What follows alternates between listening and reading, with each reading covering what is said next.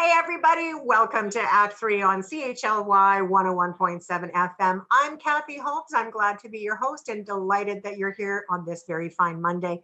In the Zoom booth with me today is Irene Morrison. Irene is, I see how even my voice is kind of going, blah, blah, blah. There's so much to tell you about this woman. She is a consummate volunteer. She volunteers everywhere you've ever seen. She is arguably one of the coolest people in our hood. Welcome to the program, Irene. How are you, my dear? I was speechless in introducing you. What? That's unusual. I know that in itself is unusual, right, my friend? No doubt about it. Irene, I was talking a little bit about volunteering, and one of the things that you're very well known for here is volunteering with the BC Old Age Pensioners Hall right in Nanaimo, BC. Can you tell us a little bit about that and your experiences volunteering for OAP? Okay. I met Susan Jarvis from the BC OAP about 8 years ago, and she found out that I did some volunteering in the community, and she said, well, you need to come and work with us. And I said, and I was, at the time I was living in Arizona in the wintertime, so it was a little hard. And I was actually working on the summer games. That was back in 2014. And so I wasn't willing to volunteer at that time with them because I was pretty busy with that. I was a director at the summer games, and we were working, 24/7. It was crazy. So after that was over, and then I decided that we'd had enough of Arizona after 6 years that we sold our place and came back home, and that's when I joined. And I've been there ever since. And I'm on their executive now as the second vice president. What we do in our executive is just decide on what programs and things that we're going to do for social activities for seniors. So that's about it. And I've been there, like I said, 7 years or more, and I enjoy it very, very much. I really enjoy the advocacy part of it, though, and that is helping people understand what's going on in the neighborhood of seniors. So yeah. Talk a little bit about the advocacy piece, Irene. You're quite right. There's a tremendous amount of work that gets done out of that office for bringing the attention to certain issues to to government agencies. Well, there's been so many. Let's see. We do have a little bit of connection with Isabel McKenzie, who is the senior advocate for BC. Yeah. I'm not saying that I would be able to say that I had a lot of conversations with her. I've had a few. She's actually been in quite an agreement with a lot of the complaints that I had, and she's, they're working on it. I guess the government's always working on something, and hopefully something will soon come out of it. We're not really getting a lot of attention. I mean, everybody says that seniors, but really, when you look at it and you're a senior yourself, you'll see that it's not as healthy as I thought it was going to be. It's very hard. Yeah, it's very hard to get people to understand that when you get older, you have special interests and you have special needs. And sometimes when you talk about special interests and special needs, because that isn't a very important point. What do you mean by that? Like, what kind of special interests are we talking about when we're thinking about getting older? Well, once you retire, you're actually withdrawing from, lots of times with most people withdrawing from society, and you end up at home, and then you got to figure out what you're going to do with your retirement time. And a lot of people don't know what to do, depending on what kind of job they did and if it was really social or not. And if it wasn't, they could have worked in an office with, say they were a female working with all men, and there was no connection with some girlfriends or stuff like that. But No, I hear what you're saying exactly. Things really change that moment when people decide to go home. And for some people, they, like you, get very, very busy in community, but there's so many people that don't. They become so socially isolated. With COVID-19 as well, that certainly has played a role on how things have gone. How did that affect the seniors that were attending OAP? Oh, that was huge. And, we had to close our facility. We, first of all, when it wasn't, you know, known how serious it was, we stayed open, but very, you know, with all the safety codes in effect. We went out and purchased a lot of, you know, like temperature takers and all sorts of stuff so that people would be feeling safe coming there. Yeah. Now, having said that, a lot of people got very, very frightened at it. You know, all you heard was it was in long-term care. It was seniors that had it and only, and, you know, and it was all going to be around seniors. And so they got a little bit panicky and decided to stay home. So that made their life a little bit even more socially isolated. There was a few that still kept coming if they could, if we were open a little bit, you know. So anyway, we closed down, and then we sort of a few months later had a soft opening, and we did it very, very limited people coming, like 10 or 12, and they were so separated from apart, or either that or they were outside. We do have a big property out in the back. Yeah. Yeah. So our membership has gone from about 200 down to about 160 now. I mean, now of course everybody's phoning and wanting to redo their membership again. So, but at one point it was probably down to about 50. Wow. Yeah. So, wow. yeah.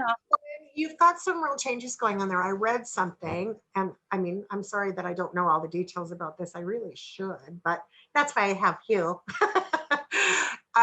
What's the new relationship with butter tubs? Okay, well, I really can't speak to that. Okay. Yeah, I can't speak to that. It's a work in progress. We are going to be helping out as volunteers strictly. It won't be less. I mean, our hall is not closing down. It's staying in its full capacity and doing all the things that we do there. And but we'll be going over and doing some of the social events at the Butter Tubs facility, I guess you call it, or the apartment building. They're going to have a little bit of a place downstairs where it's a social room for tenants at the building. But that's all I can say. I don't know enough yet. We haven't really been told or designed or figured out what we're even doing yet. So I entirely understand. I got excited when I noted that we were going to be doing some stuff there. I didn't realize that we weren't all the way there yet. So, and when I say we, I say we because I'm a member of the OAP, for those that don't know. But I'm just, you know, I like to go to the lunch and stuff like that. But, you know, I'm not privy to all the good information that happens all the time. We don't even have a lot of information yet, and it's we will eventually. We've just been in contact with their board, and so then it comes down to that we'll be able to visit with the people that we'll be working with. So at that time, we don't even know who they are yet. So I believe they're trying to open in the fall. It'll probably be September or October. They're hoping to, you know, to see how it goes. Yeah, and certainly everything has changed because of COVID. So a lot of the openings that were scheduled have been changed. I know, you know, any trade shows, any open events, anything has really been shifted as a direct consequence of this crazy virus. Yeah, and it's so sad that we're not having the health fair. That we have it last year, and we're probably not having it this year. No, we definitely won't be having, and through the Nanaimo Senior Services Network, for which you also sit on the board, you know, we're not doing any of those open functions either, and nor will we for some time. Yeah, so it's changed the way we do things for older adults in community temporarily. Right? It doesn't mean that it's going to be permanent. It just means that even though we're now beginning to open the community up as we did last summer, right? If you remember, after, you know, the beginning of COVID, we had a couple of months there where people weren't getting sick as much. The numbers were declining. We knew that there was going to be a second wave coming in the fall. It absolutely happened. And then, of course, now once again, we move back into the summer. Things are opening up again. The difference between this year and last year is that there's more people that have been vaccinated, but not everybody has yet. No. Yeah, and I'm curious from the BC Old Age Pensioners perspective, and from your own personal perspective, have you seen an uptick in people having their shots, or are older adults a little nervous still of having the second dose, or like has everybody? Yeah, I've been hearing stories, but I don't believe them until I try it myself, right? So I had my first shot. I'm going for my second one next weekend. Yeah, I got lost in the system, of course. They had their a lot of people did. Absolutely. Yeah. So I'm going for my second one. The first one was a piece of cake. I would say that I did a survey recently for our members, and I would have to say, I mean, I haven't given my report yet, so fully, but I would just say in a few words that I would say 99% of them are being vaccinated. That's terrific. Yeah. That's just for membership alone, that's a higher percentage than provincially. I think provincially we're looking at 70 odd percent. Yeah. So that's phenomenal. I think so. So how is that going to relate when more people have been vaccinated? Because you guys do a lot of really cool stuff in the summertime, right? There's often barbecues, and there's luncheons, and there's outdoor activities, and then there's of course it's a flea market, but it's not a flea market. It's like a garage sale type thing, right? Yeah, we did have one. Yeah. We're following protocol, by the 1, 2, 3, 4 schedule that they put out, the government. So we're doing that, and we are having our July 1st barbecue outside. So by the guidelines, unless those change up until July the 1st, which is next Thursday, I don't think they will, but they may. I think we're okay because the new guidelines do come out on July the 1st. Yeah. Other activities, we've started back doing a few of them, but as I say, we have a fairly large hall, so we do separate everybody.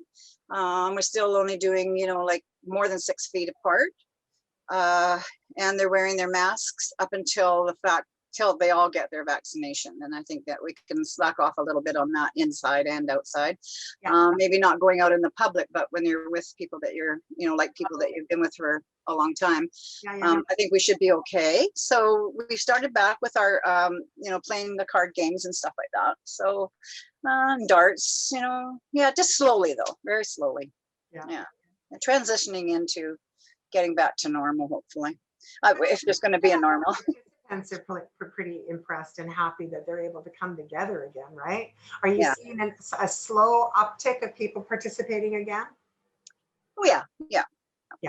And and I have to say, we're really impressed with the people of Nanaimo. Some of our members have given us donations to keep us going because we do have expenses, regardless of whether we're there or not. Yep. It is our own property, and and things have to be kept up all the time, and we've had some issues for repairs and stuff like that. So I just want to thank them all. That was great that they came forward with donations, and the city of Nanaimo a little bit, and here and there, and some other groups have come forth and given us a donation to help with the expenses. So it's been really, it's just been great, just great. That's fantastic. Thank them enough. The community is coming forward, especially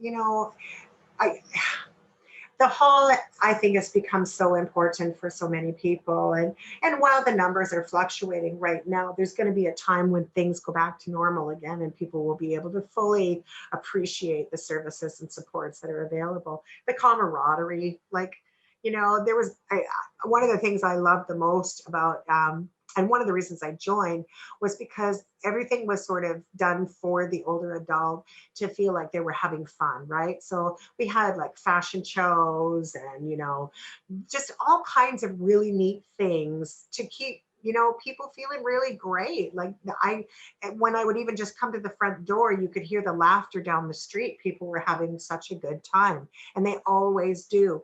Is that what's kept you there as well, Irene? Yeah, oh yeah, for sure. For sure. Our volunteer group, we all get along really well, and we have a great time. It's fun. I wouldn't stay if it wasn't. Well, of course you wouldn't. I know you wouldn't. But you, like I said, at the top of the hour, you're the consummate volunteer, right? Like you're out there, you volunteer. And it's my second home. My gosh, I'm there all the time. I know. If I can't find you at your house, I can find you at the hall. Yeah. My gosh, you're getting predictable, woman. So what is it about volunteering that you love so much? Why volunteer? What is it that just gets your engine running? I don't know. I just care. I think that's an easy answer. For years, I've been volunteering. My mom was a big, huge volunteer, and I was always dragged along with her. So there it is, right there, Yeah. And when my boys were young, they started playing sports and stuff like that, and I didn't get too involved in in many of them, but I had a aversion to lacrosse. And so I have been involved and still am, believe it or not, for the last 50 years. I've seen a lot Did of you say 15 years or 50? 50. Whoa, 50 years. Fantastic. And they've played since they were 3 and 4 years old, and they've never stopped. They still play occasionally as on masters, but I stay involved with the rest of it. You know, like I had a junior team, which is the 16 to 21-year-olds for years. We also had a senior team at one time. I was the president of minor lacrosse for 5 years at different times, and I've just stuck with it. And right now, we haven't been able to play for the last 2 years. And it's been really sad because a lot of the boys aged out, and so they had nowhere to go. And so that was been pretty upsetting. And so we're still trying in the next week or so to try and get a little tiny season going, you know, with a few games with Victoria. And we'll see what happens with that. But I was just saying to the girl that I've got helping me, or not helping me, doing all the work now, most of it, because I'm involved with other things, that what I got out of that kind of volunteering was that the boys, even at the age of 50 themselves now, or even older, younger, whatever, will stop me on the street and say, you know, if it wasn't for you, I don't think I'd be where I am today. And you know, that just makes my heart bleed, because I think it's so important. And I know that she is treating her kids like the same way I did. I call her mini me, and I think it's great. It does come back at you. You know, there was a few of the boys that had problems, and I remember them saying that, you know, that I took them into, like, at the age of 16, you know, their life was basically not great and at home, and that happens a lot. And so they said that she took us under her wing and changed our lives basically. And we're really, so they've said those messages to me, which makes me feel good. So that's what I get out of that. With the seniors, it's the same kind of thing. I'm there to help them if they need it. It's without even a question. If I'll find the time. I'll find the time for them, I guess. Basically, that's it. Well, I know that to be true of you. You're very good at multitasking. You're very organized so that you can multitask the way that you do. Yeah. Hopefully I could keep my memory. I think I'm in trouble if I don't. Like the toughest. I tell you, I started watching game shows, and I'm not a game show person, Irene. I never have been. I mean, the occasional game show I don't mind, but it's really not my thing. Yeah. But lately I've had to start watching them because I'm realizing that my memory is getting my short-term quick recall is getting really challenged, really challenged, right? So do you watch them and then you try and answer the questions? I try to play right along with them, right? Like I sort of like try to do it as quickly as I can and there's one game on that's fairly new. I think it's a couple seasons old, and it has Rob Lowe is the host, and it's called, I don't even know what it's called. It's not terrible. But it's very fast moving. So they have 4 sets of questions, and it's in a sort of a robot kind of swirly spinny thing. And so this thing goes around and around and around, and then stops at the knowledge section, and then at the memory section, at the puzzle section, and then there's one more. And it's very fast moving. It's so great. And you can find it if you get, I think Telus or Shaw either. You can get it off CTV. But it's just so good. And so I'm really like, they have, like, remember when we were little and we had those turn the cards over games where you had to find, right? Memory, For memory, they have a lot of those puzzles, and I love those, right? So I got hooked on Family Feud, and I'm answering them before they answer, and I go, "Oh, you are so stupid! How come you didn't know that answer?" So I should go on that show. Darn it! I mean, I loved Jeopardy. I hadn't watched Jeopardy for years. There were, many holes in that in my TV time, and not in the daytime. Obviously, I don't have time to be watching television, but at nighttime and on the weekends, I really by 7 o'clock, I'm zoned out, and I just want to watch the boob tube and lay in my bed and relax. Right, the day is done. Right, but and I have a very eclectic palette for watching television. But this new puzzle thing, I'm really all over that new game show puzzle thing. Yeah, that'd be I've got to interesting. figure it out. Yeah. Well, and I'm just finding, I mean, I was in literacy for years, so I understand that the way to keep your memory popping is to do things with it as often as possible. I study all the time and I read all the time. Whenever I got a free moment, I can't seem to settle down. So I just, knowledge. Yeah. Yeah, knowledge is super important, right? And it keeps the I don't moving, profess to right? know it all. I mean, just No. yeah, you know, you just get, it's for your own knowledge. Well, exactly. And I think it's the fun part of it is that it's for the knowledge and sort of, and you can challenge yourself that way too. As Yeah. our bodies start to change and, you know, our memory starts to change as we start to get older. I don't know about you, but I'm curious, what are some of the things that really bug you about getting older? Have you got a few on your list besides memory that, Arthritis, oh, no kidding. full of it. Oh, But I try not, I try to fight it and, you know, doing okay. I'll do okay. yeah.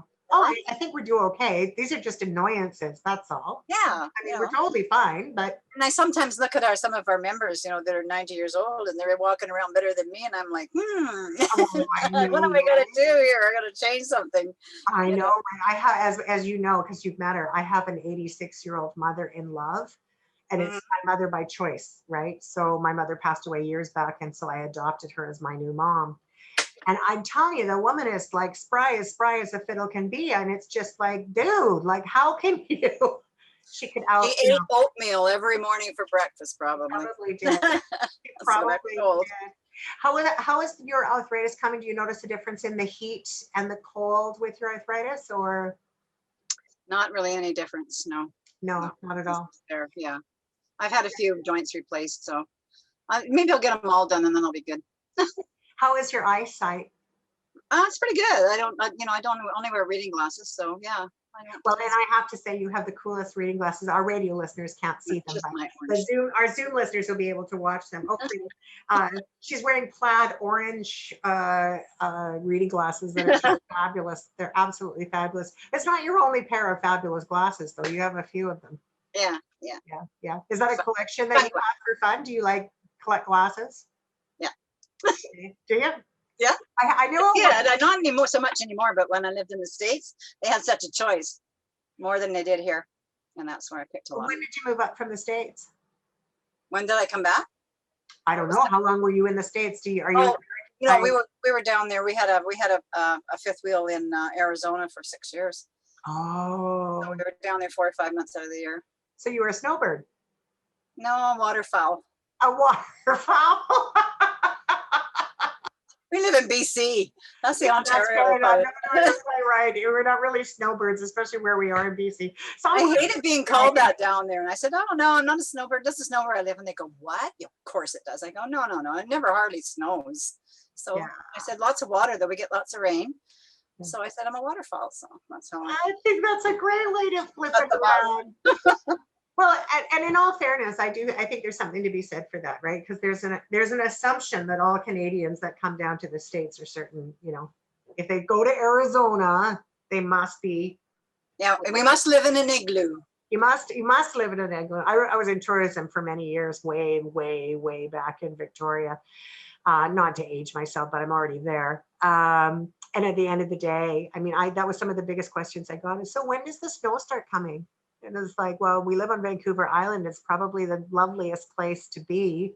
I think we get snow 3 days, maybe at maximum a year, if. I once drove my mom down to pick her sister up in Oregon, and my mom's sister was born in Canada, but she married an American, so she was living down there. And she brought a friend with her back to Vancouver with us. And as we got to the border, she was amazed that it was the same on the other side of the border as it was on her side of the border, that there was no just like instant snow. Like I could not believe, no, and she was serious. She didn't laugh about it. She just said, this is amazing. It's exactly the same. And I go, uh-huh. Oh my goodness. So if you just, and they're not all like that, but no, that just don't know, they don't learn anything about any other country. So well, and I don't want to stereotype people, but it is I met a lot of tourists from the States, from all over the US that had a really I, different I, understanding of what Canada is. I have to say though, when I was down there, that they know when you're Canadian because you say hey all the time, and they make comments about that. And they know your accent. They call that an accent. But they were always so nice about saying, I know you're from Canada because I can tell because you're so polite. Yeah. And you always say thank you, and we don't always get that here. And I said, yeah, well, that's just what we do. That's who we are. But I know, and I'm proud to be a Canadian. I mean, I know we're going through a lot of stuff right now with, the finding of the Indigenous children. And I mean, we have a lot to reckon, without a doubt. I'm heartbroken when I hear and think about that. As a Canadian, I am embarrassed that any of that has ever happened in our history. And we need to do something about it. No, Yeah. we just need to make it right. I don't know how we're going to make it right. Yeah, that's pretty hard. But we need to make it right. Yeah. But overall, you're quite right. When I travel, anywhere I travel in the world, it's always the same. People are like, oh, you're Canadian. My God, you people are so kind. We have a reputation for being kind and respectful and honest and, all of that. And I don't know about you, but I'm pretty damn proud to be a Canadian most of the time. Yes, for sure. Yeah. Even in Fiji, when they knew that I was from Canada because I wore our little maple leaf hat, someone told me, make sure they know you're Canadian. And so I did. And oh my God, I got the royal treatment at the airport when I changed planes there. It was great. Oh, I know, it's true.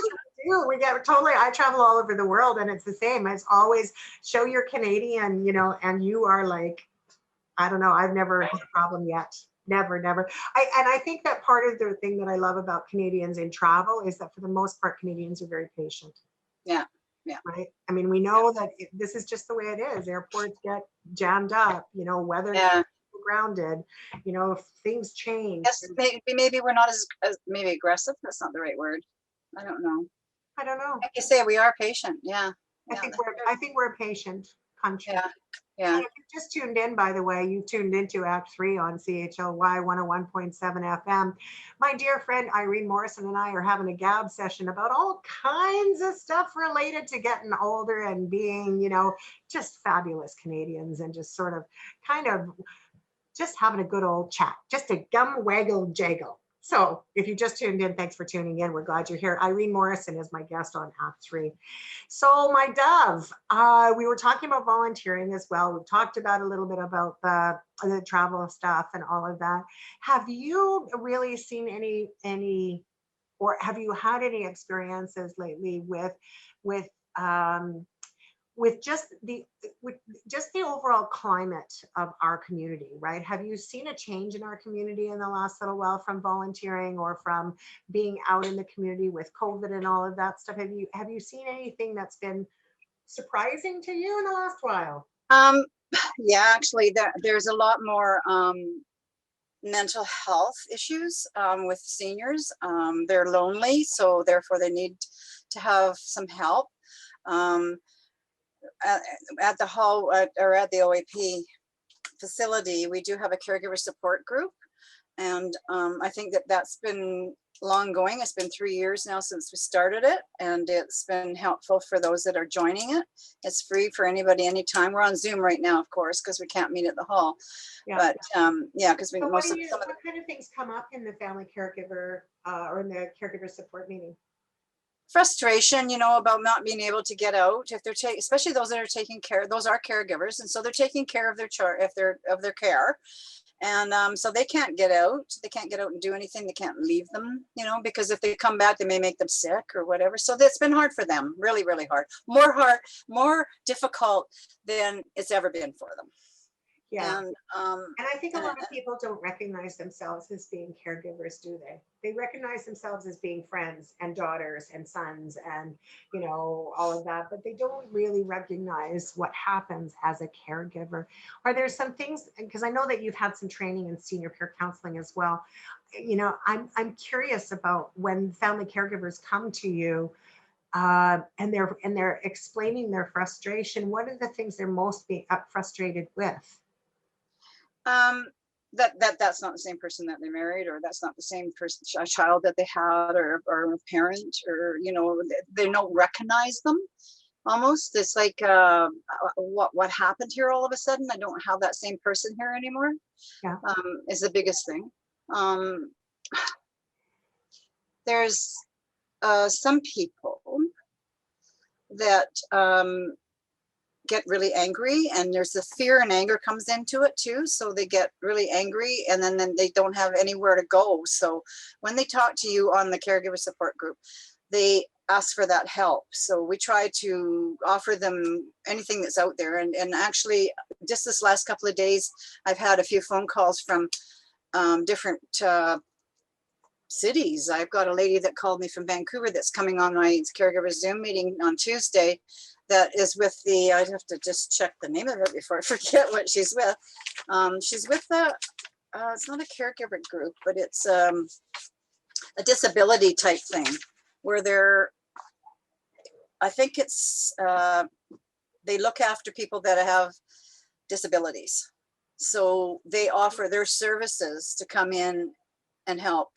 This, so it's not the same as a caregiver support group, but it's No, but disability. It's a society. So it's like they have a lot of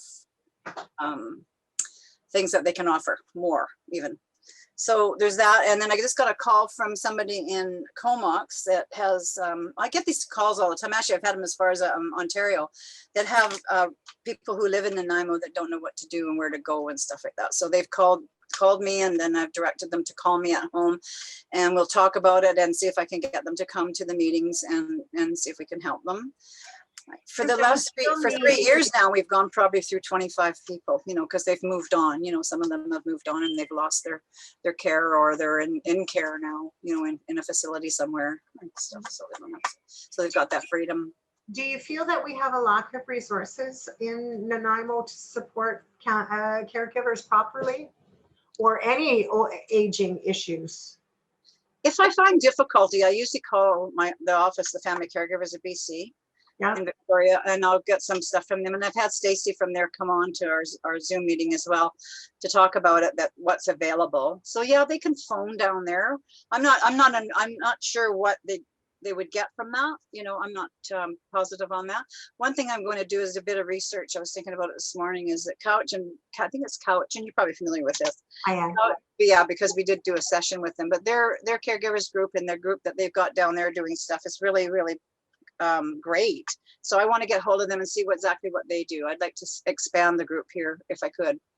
Well, I invite you to do that. There's some amazing people there. Yeah. And yeah. I will tell you, just count the Couch and group all over. If you're, you know, if you're tuning in and you're looking for and live, you know, down island, any of the resources in Couch are phenomenal. I have to say that. The seniors group down there apparently is really good too. So. It's a very integrated community, and I think Nanaimo is as well.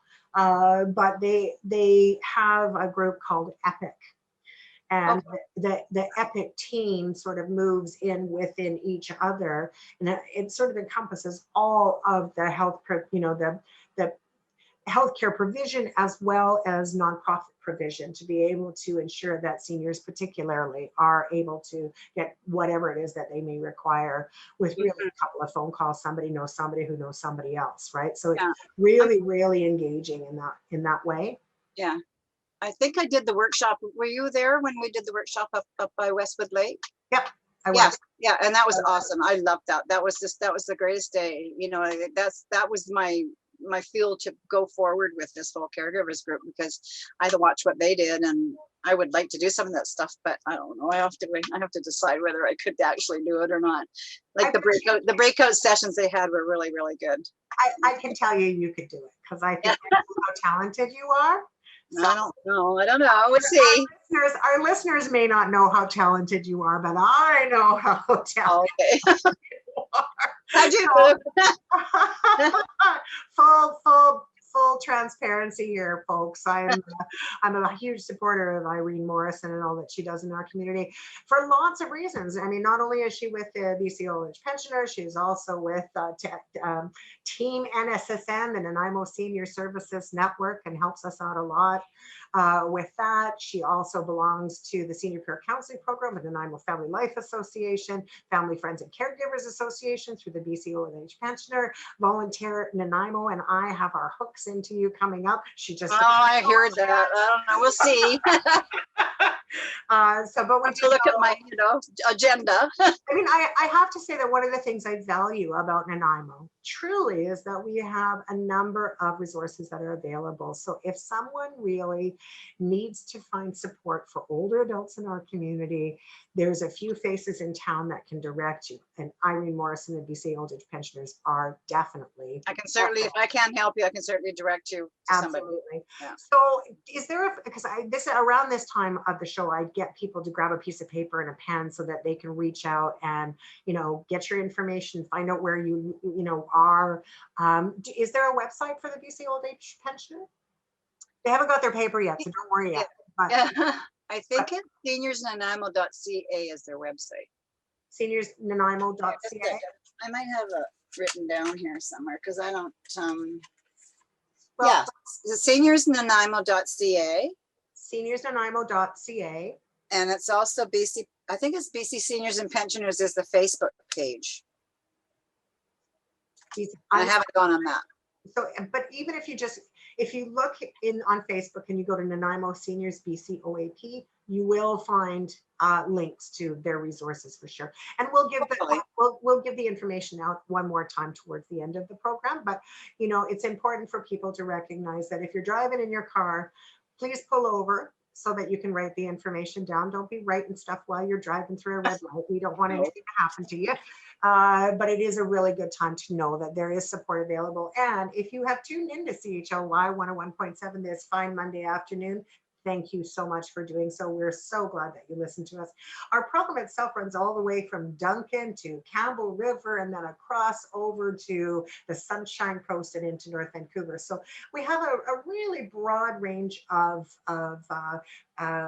voices out there, let's put it that way. And therefore, if you're looking for resources, we can do our best to help direct you.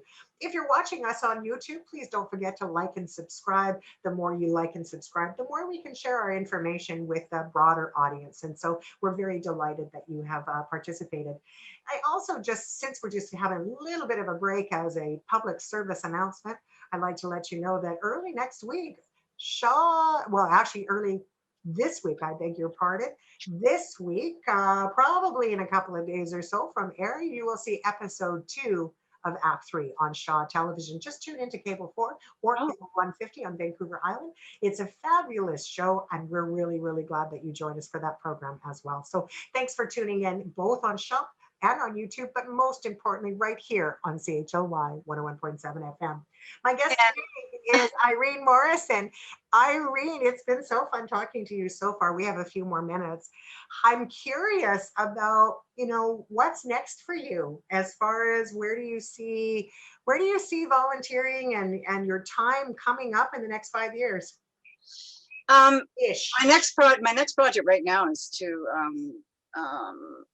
learn how to do a PowerPoint presentation that could move across the screen. So I'm taking some lessons on that so that we can set that up at hopefully down at Buttertubs and also at our hall, so that gives schedules out to everybody and different information about what's available in our neighborhood. So I'm working on that. What's another thing? I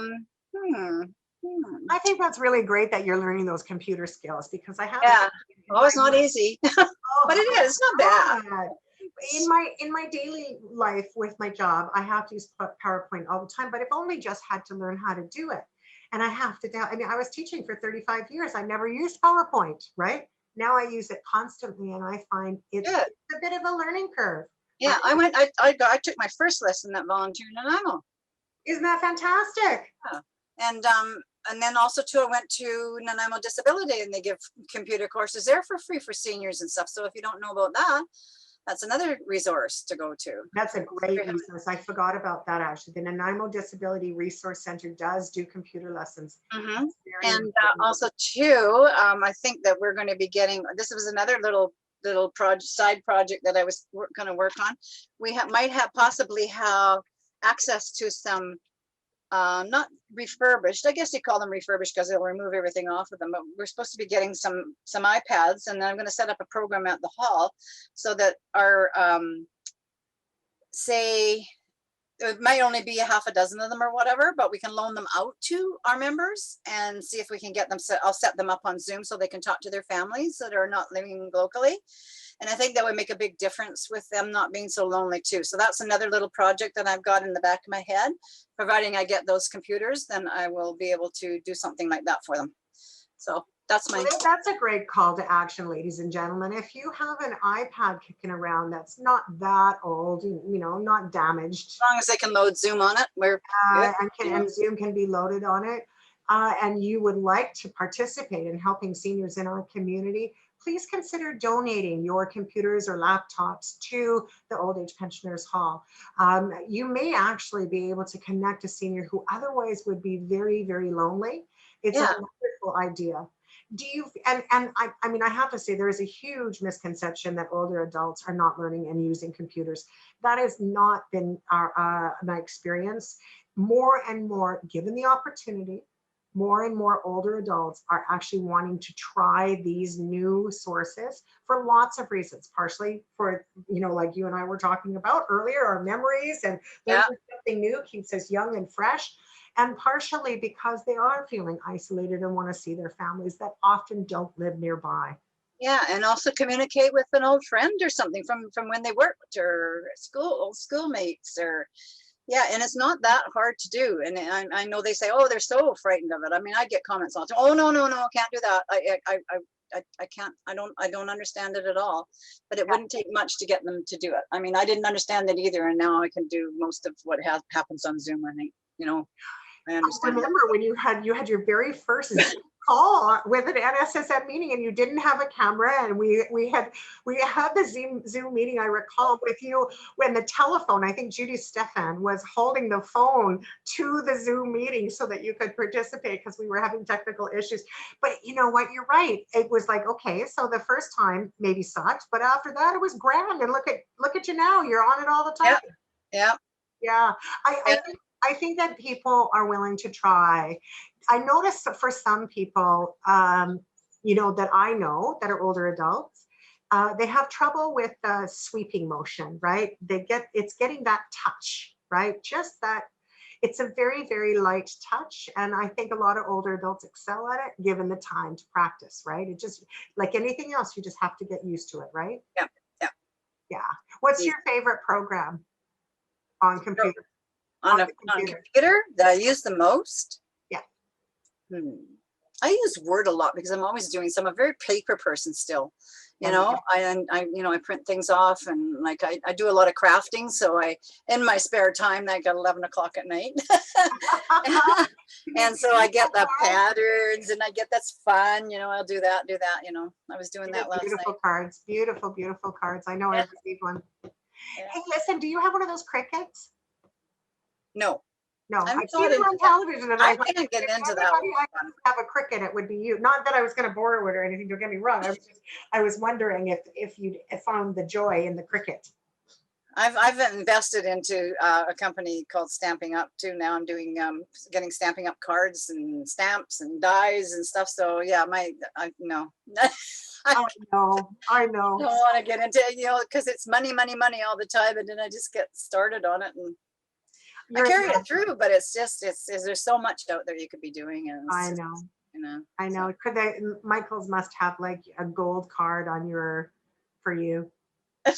Are you a Michael's person? Do you go to Michael's or any of those craft? I used to before COVID. I was out there the manager and I became best friends. I'd walk in, it was, you know, we'd have our conversation, and you know, I'd always be asking him questions. So he knows who I am now, but I haven't been going out there lately because I've been buying it online, and you know, with COVID and stuff, we're just getting it that way. So I haven't really been out of the store that much. I find if I go there, I buy too much. So it's visual. Probably. So has COVID actually saved you money? A little bit, not much. I'm not sure if it saved me money or not. I have found myself actually a little bit, you know, I like to buy local, but a lot of our stuff is closed. And so I've really found that to be challenging. And I've not ever really been a food order in kind of person, but of course, now that the restaurants were having so much trouble, I found myself thinking a lot more about ordering in to keep our local businesses going. Has COVID taught you anything about all of this order in, order out, isolation, all of that? Like what have been the life lessons for you?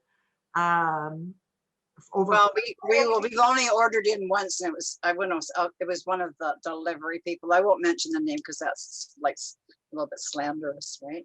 Oh, I don't. And we waited for 2 hours, and it never got here, and we phoned, and it wasn't a local number, and it wasn't a local person, and they didn't know where our supper was, and it was a birthday and everything. So no.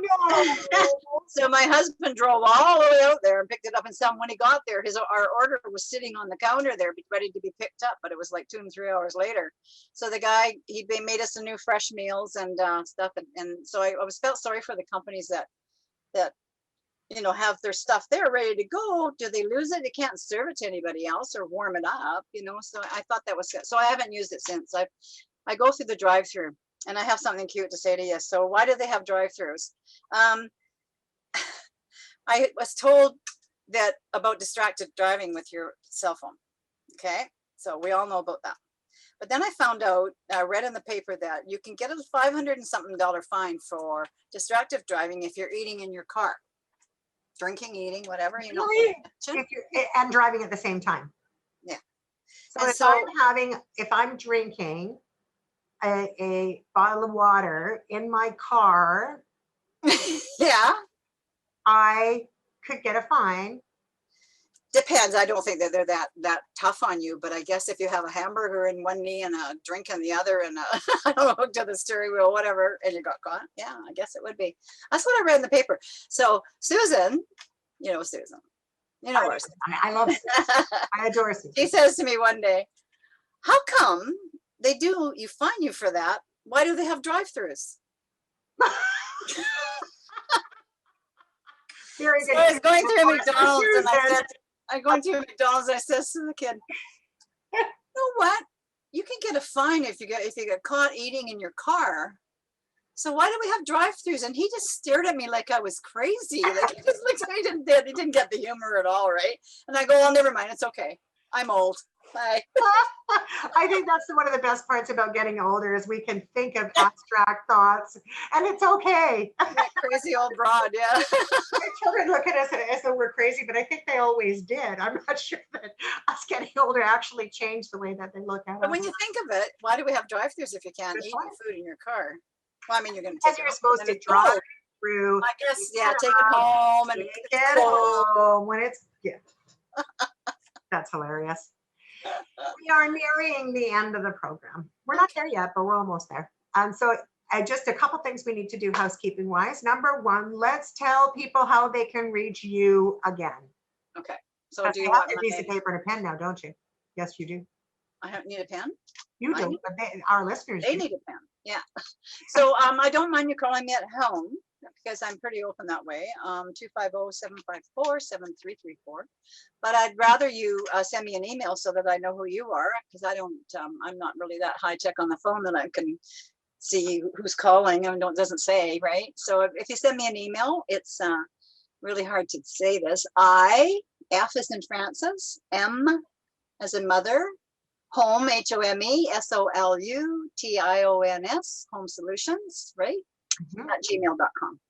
Perfect. So let's have that one more time, just the email address. Sure, I think so. If they want to phone me at home, that's fine too, if I'm home. And I don't mind doing that. That's okay. This is YouTube though. You might get quite a few calls, just to be aware. Yeah, okay. If there's too many telephone calls that come through, then I'll edit it out later on. Oh, I see. IFM home solutions at gmail.com. Yeah. Perfect. And if you want to see the BC Old Age Pensioners Hall, you can find them on YouTube, right? Or not YouTube, I'm sorry, on Facebook. Yeah, and it's BC Seniors and Pensioners, I believe it's called, on Facebook. And then the website is seniorsnanaimo.ca. Fantastic. So thank you. And that's the OAP number 4 is their email at shaw.ca if you want to send an email. Yeah, OAP dot 4 or OAP4 dot? Just for the number 4, OAP4 at shaw.ca. Perfect. All right.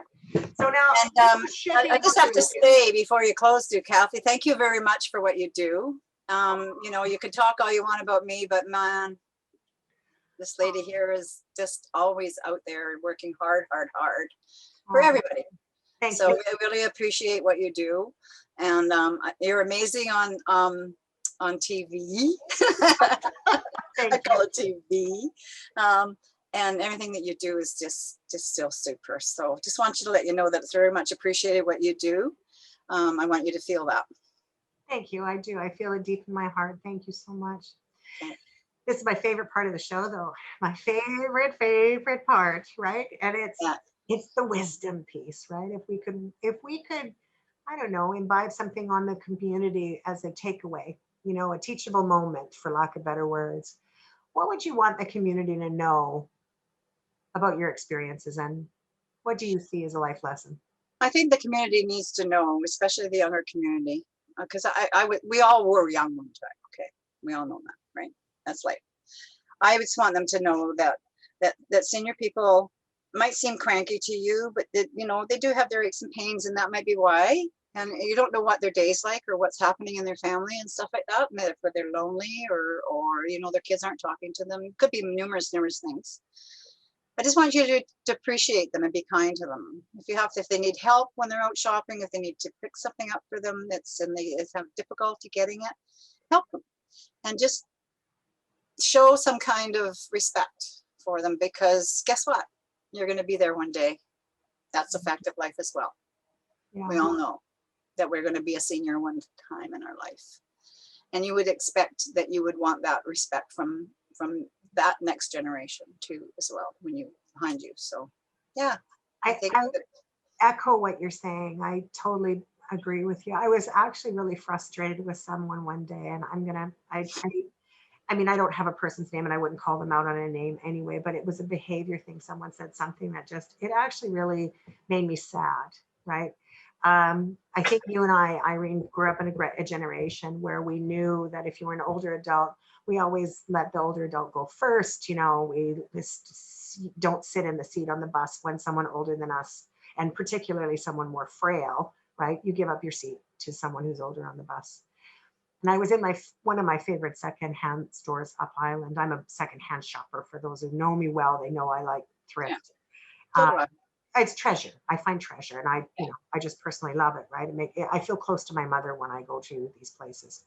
And so anyway, I was at my favorite spot, right? And of course, because of COVID, the lineups are different. The 6 feet apart. There were protocols in place, masking, of course, everything that was appropriate.